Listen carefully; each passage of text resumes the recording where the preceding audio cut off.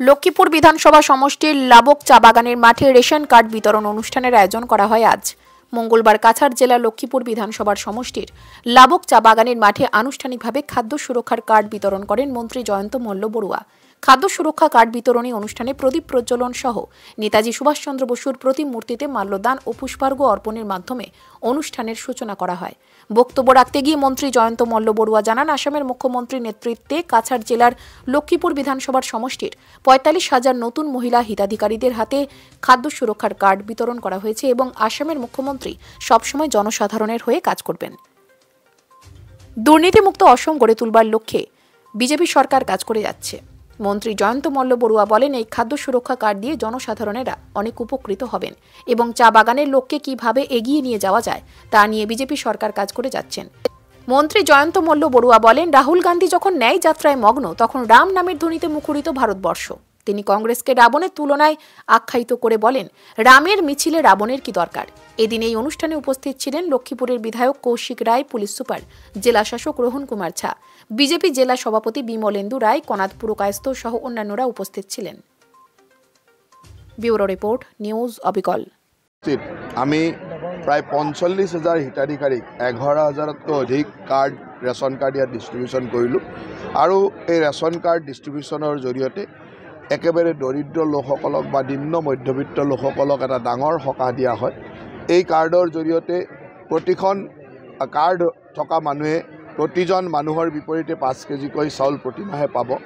তাৰ লগে লগে AOI কাৰ্ডত ৩৫ কেজি চাউল পাৰ কাৰ্ডৰ প্ৰতি পাব আৰু তাৰ লগে লগে এই কাৰ্ডৰ জৰিয়তে প্ৰধানমন্ত্ৰীৰ জন আৰোগ্য যোজনা আয়ুষ্মান ভাৰত বা মুখ্যমন্ত্ৰীৰ জন আৰোগ্য যোজনা আয়ুষ্মান অসমৰ জৰিয়তে ৫ লাখ টকাৰ বিনামূলীয়া চিকিৎসা সাহায্য আৰু যিসকল মানুহৰ ঘৰত গেছৰ সংযোগ নাই তেওঁলোকে বিনামূলীয়া গেছৰ সংযোগ বা গেছ পাব আৰু মাহে মাহে তাৰ যিটো ছাবচিডি ৰেটত পায় সেইটো পাই থাকিব। গতিকে ইমানখিনি সুবিধা এখন ৰেচন কাৰ্ডৰ জৰিয়তে দিয়া হৈছে আৰু এইকেইটা দিনৰ ভিতৰতে যোৱা ১৬ তাৰিখৰ পৰা ২৫ তাৰিখৰ ভিতৰত অসমত ৪৩ লাখ পৰিয়ালক আমি এই ধৰণে ৪৩ লাখ মানুহক আমি এই ধৰণে ৰেচন কাৰ্ড দিছোঁ আৰু এই ৪৩ লাখ মানুহৰ ৰেচন কাৰ্ড আমি বিভিন্ন অঞ্চললৈকে গৈ এই ধৰণে বিতৰণ কৰিছোঁ। আজি ৪৫,০০০ মানুহ লক্ষ্মীপুৰত, তেনেকৈ প্ৰতিটো অঞ্চলতে আমি গৈ বিতৰণ কৰিছোঁ আৰু মই ভাবোঁ এটা স্বচ্ছতা ৰাখি দুৰ্নীতিমুক্ত হিচাপে আমি ইয়াক বিতৰণ কৰাৰ ব্যৱস্থা কৰিছোঁ, যাতে দুখীয়া মানুহে ক'তো দুৰ্নীতিৰ শিকাৰ হ'ব নালাগে। আৰু সেইকাৰণে মই ভাবোঁ যে আজি লক্ষ্মীপুৰতো খুব সুন্দৰভাৱে বিতৰণ হ'ল আৰু আবেলিলৈকে মই হাইলাকান্দিত বিতৰণ কৰিম, কালি বৰখলাত বিতৰণ কৰিম। এই ধৰণে আমাৰ সকলো মন্ত্ৰীয়ে এই ধৰণৰ কাৰ্যসূচী কৰি আছে।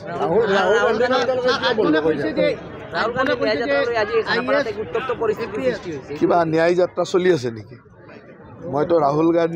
মই ভাবোঁ যে ৰাহুল গান্ধীয়ে নিজৰ পৰিয়ালৰ প্ৰতি যিটো অন্যায় হোৱা বুলি তেওঁ ভাবে, যে তেওঁলোকে ভাবে যে গান্ধী নেহেৰু পৰিয়ালে, যিটো তথাকথিত গান্ধী নেহেৰু পৰিয়াল, সেই পৰিয়ালটোৱে সদায় প্ৰধানমন্ত্ৰী বা তেওঁলোকৰ অনুগত প্ৰধানমন্ত্ৰী হৈ থাকিব লাগে, সেইটো ভাবে। সেইটো হোৱা নাই কাৰণে তেওঁলোকৰ প্ৰতি অন্যায় হোৱা বুলি ভাবিছে আৰু সেই অন্যায়ৰ বিৰুদ্ধে যদি কিবা যাত্ৰা কৰিছে, সেইটো যিসকলে গান্ধী নেহেৰু পৰিয়ালক এনেকৈ সদায় ৰাখিব বিচাৰে তেওঁলোকে সেইবিলাক চিন্তা কৰিব। ভাৰতীয় মানুহে বিচাৰে যে ভাৰতবৰ্ষৰ ৰাষ্ট্ৰনায়কজন নৰেন্দ্ৰ মোদীৰ দৰে হ'ব লাগে। গতিকে এনেকুৱা সময়ত কিবা ন্যায় যাত্ৰা অন্যায় যাত্ৰাৰ ক'ৰবাত ভেলু আছে বুলি আপোনালোকে ভাবে নেকি? এতিয়া আজি আপোনালোকে ৰাহুল গান্ধীৰ কথা কৈছে যে আপোনালোকে ৰাহুল গান্ধীৰ লগত ১০০জন মানুহ আছে আৰু ইফালে ৫-৬ হাজাৰ মানুহে স্বচ্ছ ভাৰত অভিযান কৰি আছে গুৱাহাটীৰ ৰাস্তাত।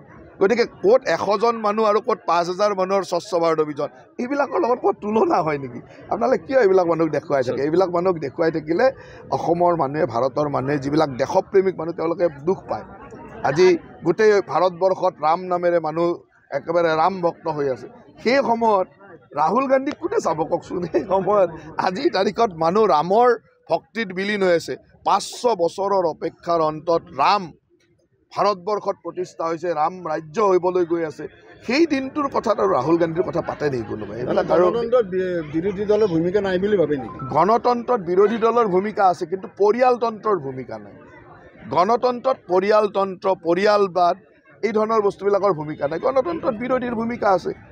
পৰিয়ালক বচাবলৈ কৰা কামটোতো আমি কোনো ভাৰতীয় গণতান্ত্ৰিক মানুহে সহায় নকৰে নহয়। গতিকে গণতান্ত্ৰিক মানুহে পৰিয়ালতন্ত্ৰক আগবঢ়াই নিদিয়ে।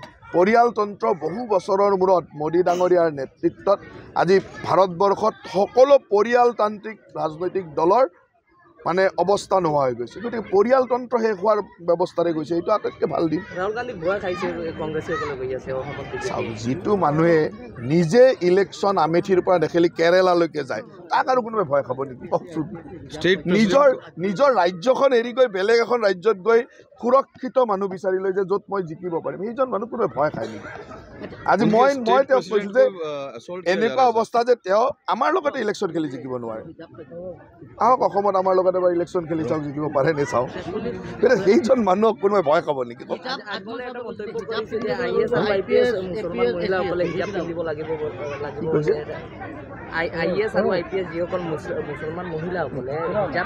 চাওক ভাৰতবৰ্ষ এতিয়া মানে আমাৰ যিটো ব্যৱস্থা ভাৰতীয় ন্যায় সংহিতাৰ ব্যৱস্থালৈকে গৈ আছে এই সময়ত এই ধৰণৰ জাতি ধৰ্ম বৰ্ণৰ মানে বিশ্লেষণৰ কথাটো আমাৰ ভাৰতবৰ্ষত এতিয়া বৰ গ্ৰহণযোগ্যতা নাই বুলিয়ে মই ভাবোঁ আৰু ভাৰতীয় মানুহে এতিয়া ভাৰতীয় ন্যায় সংহিতালৈ গৈ আছে মানে ইউনিফাইড চিভিল কোডৰ কথা বিভিন্নজনে কোৱা আৰম্ভ কৰিছে এই সময়ত এইবিলাক কথাত বহুত বেছি গুৰুত্ব আছে বুলি মই নাভাবোঁ सर स्टेट प्रेसिडेंट को ही उनके पार्टी मेंबर्स मार रहे हैं उनका खून निकाल रहे हैं उसको लेकर क्या बोलोगे आप कहाँ तक इन लोगों का देखिए जब कोई राम भक्त ने जय श्री राम बोल के राम का भक्ति में विलीन हो रहेगा उसमें जाके आप खुद क्यों कूद पड़ता है तो राम भक्तों का तो थोड़ा इमोशन रहेगा ना ये कोई स्टेट प्रेसिडेंट बोल के नहीं मारा है वो उसको सोचा है जो ये राम का अगेंस्ट में है कांग्रेस के लोगों ने मारा इसने मारा ये खुद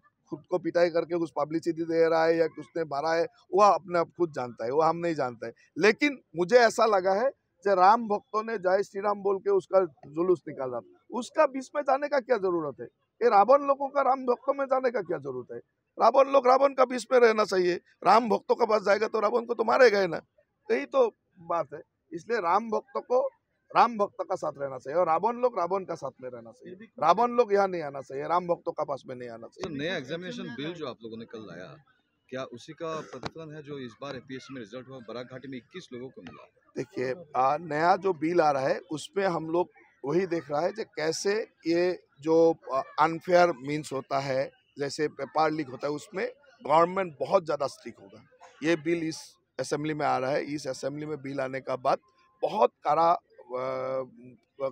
कदम लिया जाएगा तो इसलिए ये बिल तो एक माध्यम है जिसका थ्रू हम लोग अनफेयर मीन्स एग्जामिनेशन में कोई भी अनफेयर काम न हो क्वेश्चन लीकेज न हो उसको टाइट करेंगे और उसको देखेंगे मैं नाजानो কিন্তু বহুত হস্পিটেল প্ৰাইভেট হস্পিটেল পৰে আৰু শিলচৰতো মেডিকেল কলেজ আছে বিভিন্ন চৰকাৰী হস্পিটেলৰ চিকিৎসা ব্যৱস্থাটো বেয়া নহয় আৰু মই ভাবোঁ যে শিলচৰৰ বহুত হস্পিটেলে কৰিছে নকৰাকৈ থকা নাই আয়ুষ্মান ভাৰতত মেক্সিমাম